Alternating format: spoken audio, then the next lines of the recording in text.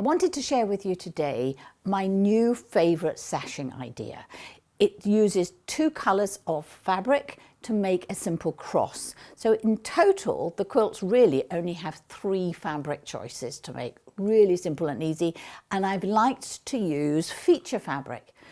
I make a lot of children's quilts, so the ones I'm going to show you are predominantly for the children, but obviously you can make them any size you like. So how do we go about constructing the quilt?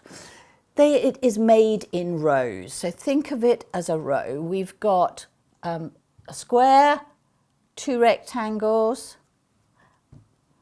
but this is also a row. So I want you to think of the sashing, which forms the crosses, as also a row of pieces, if you like.